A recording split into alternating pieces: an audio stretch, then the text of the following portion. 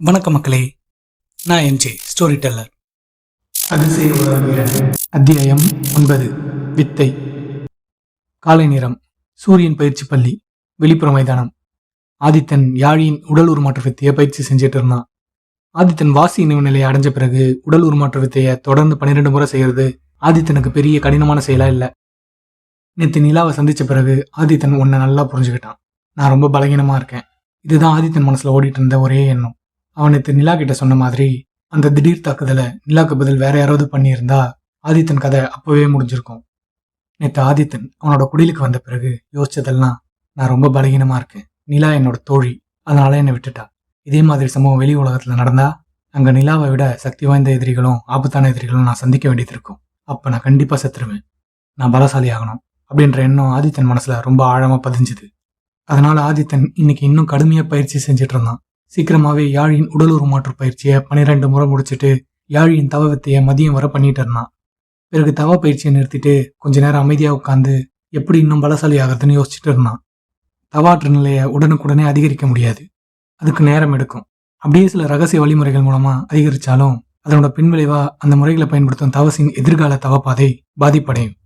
சில சமயம் முழுமையா சிதைஞ்சு கூட போகும். அதனால ஆதித்தன் அந்த யோசனையை தவிர்த்து தன்னை வேற வழிகளில் வலிமைப்படுத்திக்கவே யோசிச்சான். தற்காப்பு கலை வித்தைகள் பக்கம் ஆதித்தனோட கவனம் திரும்பிச்சு. ஒரு தவசியோட வாழ்க்கையில தவாற்றல் பயிற்சி எவ்வளவு முக்கியமோ அந்த அளவுக்கு தற்காப்பு கலை பயிற்சியும் முக்கியம். அதனால இப்ப ஆதித்தன் தற்காப்பு கலை வித்தைகள்ல எது தனக்கு பொருத்தமானதுன்னு யோசிச்சுக்கிட்டு நூலகர் குகனை பார்க்க கிளம்பினான். ஒரு தவசி தற்காப்பு வித்தைகளை பயிற்சி செய்ய சரியான ஆரம்ப ஆற்றல் நிலை வாசி நினைவு நிலை தான். காரணம், சக்தி வாய்ந்த தற்காப்பு கலைகள் இயங்க வாசி ஆற்றல் அந்த வித்தைகளோட இணையணும். ஒரு தவசி வாசி நினைவு நிலையை அடைஞ்சாதான் உடலுக்குள்ள ஓடும் வாசி ஆற்றலை உடல் ஈடுபடும் செயல்களோட இணைக்க முடியும். அதனால்தான் இந்த நிலைக்கு வாசி நினைவு நிலைன்னு பேரு. பள்ளியின் நூலகம். ஆதித்தன் நூலகத்துக்குள்ள நுழைஞ்சதும் குகனை பார்க்க போல. நூலகர் குகன் கிட்ட மாலை நேரத்துல பேசிக்கலான்னு நூலக வேலையை பார்க்க போனான். அப்ப ஆதித்தா இங்கே வா அப்படின்னு நூலகர் குகன் கூப்பிட அவர் எதுவும் நூலக வேலையை கூப்பிடறாருன்னு ஆதித்தன் அவர் பக்கம் திரும்பி போனான். நூலகர் குகன் புத்தகங்களை பார்த்துக்கிட்டு இருக்க ஆதித்தன் அவர் முன்னாடி வந்து நின்று என்னன்னு கேட்டான். நூலகர் குகன் புத்தகங்களை பார்த்துக்கிட்டே நீ நூலகத்துல வேலை பார்க்க வேண்டிய அவசியம் இல்லை அப்படின்னு சொன்னாரு. ஆதித்தனுக்கு ஒண்ணுமே புரியாம நிக்க நூலகர் குகன் விளக்கமா சொன்னாரு. நீ இப்ப வாசி நினைவு நிலையை அடைஞ்சிட்ட, உன்னோட அவகாச கால வேலைகளை நீ செய்ய வேண்டிய அவசியம் இல்லை அப்படின்னு சொல்லி ஆதித்தன் கிட்ட ஒரு சின்ன அடையாள சின்னத்தை தூக்கி போட்டாரு. அதை பிடிச்ச ஆதித்தன் என்னன்னு பார்த்தான். முழு சூரியன் போட்ட அடையாள சின்னம். நான் முதல் அத்தியாயத்துல சொன்ன மாதிரி முழு சூரியன் அடையாள சின்னம்னா வெளிப்புறமானவர்னா அர்த்தம். நூலகர் குகன் தன்னோட ஆற்றல் நிலை உயர்ந்ததை சுலபமா கண்டுபிடிச்சிடுவார்னு ஆதித்தனுக்கு முன்னமே தெரியும். அதனால ஆச்சரியப்படாம தனக்கு சீக்கிரம் வெளிப்புறமானவர் அடையாள சின்னம் வாங்கி தந்ததுக்காக ஆதித்தன் குகனுக்கு நன்றி சொன்னான். நூலகர் குகன் பேச ஆரம்பிச்சாரு. நீ இப்ப வெளிப்புறமானவரா ஆகிட்ட. நீ மனித நிலையின் உச்சப்படியோட எந்த 2 வித்தைகளை தேர்ந்தெடுக்க போறன்றத முடிவு பண்ணிட்டியான்னு நூலகர் குகன் ஆதித்தனை பார்த்து கேட்டார்.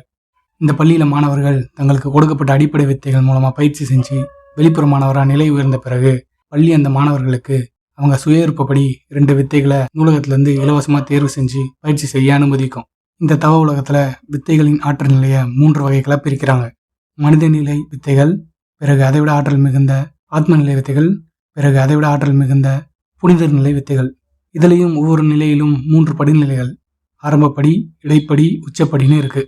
பள்ளியில் சேர்ந்த மாணவர்கள் ஆரம்பத்துல பயிற்சி செய்யும் உடற்பயிற்சி, மூச்சு பயிற்சி எல்லாம் மனித நிலையோட ஆரம்பப்படி வித்தைகள். அவங்க பயிற்சி செய்யும் தவமுறை வித்தைகள்லாம் இடைப்படி வித்தைகள். அந்த நிலை வரைக்கும் தான் தற்காலிக மாணவர்களுக்கு பள்ளி வழங்கும். ஒரு மாணவர் வெளிப்புற மாணவராக மாறிய பிறகு அந்த பள்ளி அவங்களுக்கு மனித நிலையின் உச்சப்படியோட 2 வித்தைகளை தேர்வு செஞ்சு பயிற்சி செய்ய அனுமதிக்கும். ஆனால் ஒரு முறை தேர்வு செஞ்சு எடுத்துட்டா திரும்ப மாற்ற முடியாது. அப்படி வேற வித்தையை மாற்ற அல்லது இன்னொரு வித்தையை பயிற்சி செய்ய அந்த மாணவர் விரும்பும் வித்தையின் மதிப்புக்கு மாணவர் மதிப்பெண் கொடுத்து நூலகத்தில் வாங்கணும். நூலகத்தில் மாணவர்கள் வாங்கி பயிற்சி செய்யும் வித்தைகளை 2ஆக பிரிக்கலாம். 1 தவாற்றல் வித்தைகள், 2வது தற்காப்பு கலை வித்தைகள். பள்ளியோட பெரும்பாலும் மாணவர்கள் இப்போ அவங்க பயிற்சி செய்யறதை விட இன்னும் சக்தி வாய்ந்த தவாற்றல் வித்தையை பயிற்சி செய்யணும்னு ஒரு வித்தையை மனித நிலையின் உச்சப்படியோட தவாற்றல் வித்தையை தேர்ந்தெடுப்பாங்க. 2வது அவங்க விரும்பும் ஏதாவது ஒரு தற்காப்பு கலை வித்தையை தேர்ந்தெடுப்பாங்க. தற்காப்பு கலை வித்தைகள் பல வகை உண்டு.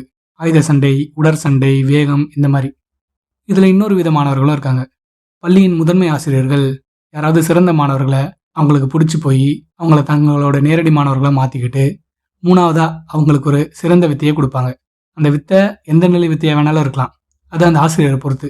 உதாரணத்துக்கு சொல்லணும்னா நிலாக்கு கிடைச்ச மாதிரி நிலா பயிற்சி செய்யும் இருளின் போர் யுக்திகள் வித்தை புனிதர் நிலையை சார்ந்த வித்தை. நூலகர் குகன் எந்த 2 வித்தையை முடிவு பண்ணியிருக்கேன்னு ஆதித்தன் கிட்ட கேட்க, நான் எப்போவோ முடிவு பண்ணிட்டேன் அப்படின்னு ஆதித்தன் சிரிச்சுக்கிட்டே சொன்னான். நூலகர் குகன், சீக்கிரம் சொல்லு, எந்த வித்தனை நான் எடுத்து தரேன் அப்படின்னு சொல்ல, ஆதித்தன் கொஞ்சம் கூட யோசிக்காம ஆயுத சண்டை பிரிவோட மலையை விட்டும் நாள்முனை தாக்குதல் வித்தையும், 2வதா வேகப்பிரிவோட இமைக்கா அதிவேக நகர்வு வித்தையும் வேணும்னு கேட்டான்.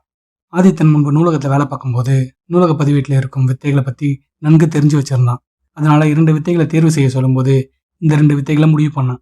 முதல் வித்தை மலையை விட்டும் நாள்முனை தாக்குதல் வித்தை. இந்த வித்தையை ஒரு தவசி முழுமையா பயிற்சி செஞ்சிருந்தா அவர் ஒரே வெட்டில மிகப்பெரிய பாறையை கூட 2ஆ பொளந்துட முடியும். அது மட்டும் இல்லாம எதிரிகள் 4 திசையிலேருந்து தாக்குனாலும் அதை சுலபமா சமாளிக்கக்கூடிய அளவுக்கு இந்த வித்தையை பயிற்சி செய்யக்கூடிய ஆள் திறமை அடைஞ்சிருப்பாரு. 2வது வித்தை இமைக்கா அதிவேக நகர்வு வித்தை. இந்த வித்தையை ஒருத்தர் பயிற்சி செஞ்சு வித்தகரானா ஒருவர் இமைக்கிறதுக்குள்ள அந்த இடத்த விட்டு மறைஞ்சு வெகு தூரம் போயிட முடியும். இன்னும் சொல்ல போனா இந்த வித்தையை ஆபத்தான காலங்களில் பயன்படுத்தினா ரொம்ப உதவியா இருக்கும். அதனால்தான் ஆதித்தன் இந்த வித்தையை தேர்ந்தெடுத்தான்.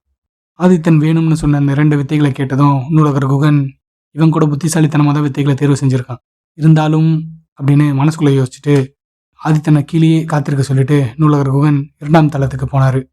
கொஞ்ச நேரத்திலேயே நூலகர் குகன் திரும்பி வந்து ஆதித்தன் கேட்ட வேக பிரிவோட இமைக்கா அதிவேக நகர்வு வித்தை புத்தகத்தை மேசை மேல வச்சாரு. ஆதித்தன், என்ன ஒண்ணுதான் இருக்கு, இன்னொன்னு எங்க அப்படின்னு கேட்க, நூலகர் குகன் ஒரு ஓலைச்சுவடியை எடுத்து மேஜை மேல வச்சாரு.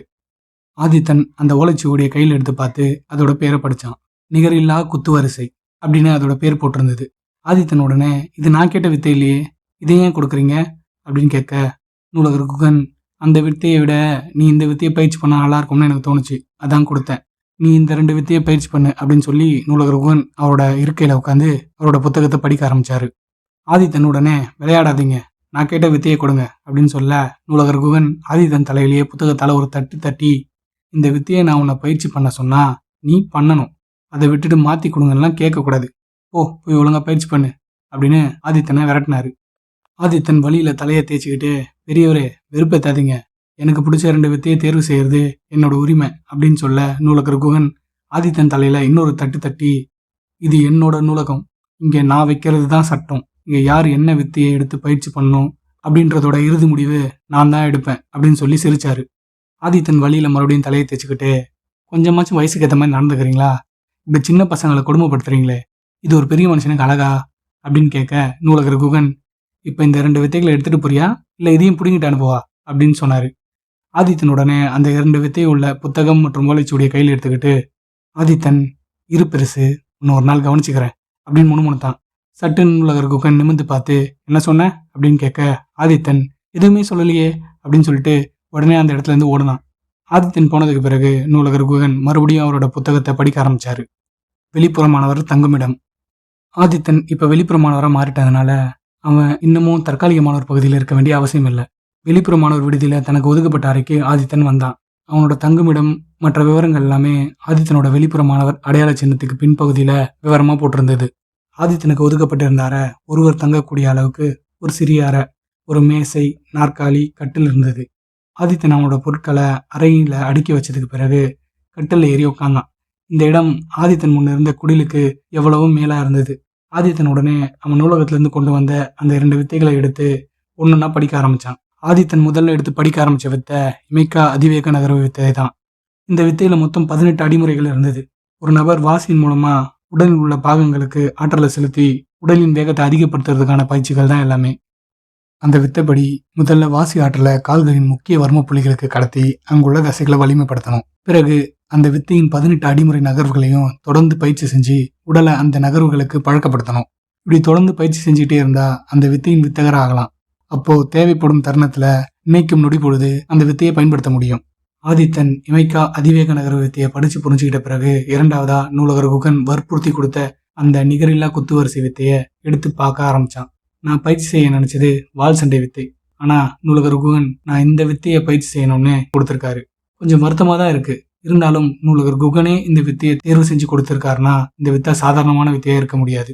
அந்த வித்தையை ஓலைச்சூடில் எழுதி இருக்கும் போது ஆதித்தனுக்கு புரிஞ்சது இந்த வித்தை ரொம்ப பழமையான வித்தைன்னு. ஏன்னா கடந்த 2000 ஆண்டுகள்ல உருவாக்கப்பட்ட எல்லா வித்தைகளுமே காகிதத்தால் ஆன புத்தகங்கள்ல தான் பதிவு செய்யப்பட்டது.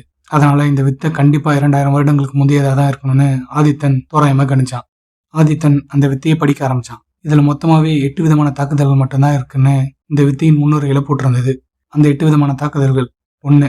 மலை சிதறும் சுத்தியல். 2. ஆழ்கடல் பேரலை. 3. நரகத்தின் தீ சூறாவளி. 4. சொர்க்கத்தின் அழிவு மின்னல். 5. இருளின் நஞ்சு. 6. ஒளியின் பரிவு. 7. பரிமாண நொறுக்கு. 8. காலக்கரைவு. இந்த தாக்குதல்களின் பேரை படிக்கும் போதே ஆதித்தனுக்கு மெய்சில் இருக்கிற மாதிரி இருந்தது. முன்னுரைக்கு பிறகு ஆதித்தன் படிக்க ஆரம்பிச்சதும் முதல் பாகம்னு போட்டு முதல் 4 வித தாக்குதல்கள் பற்றிய விவரம் மட்டும்தான் இருந்தது. ஓ, அப்போ இதோட 2வது பாகத்துல தான் மீதமுள்ள 4 வித தாக்குதல்கள் பற்றிய விவரம் இருக்கும் போல.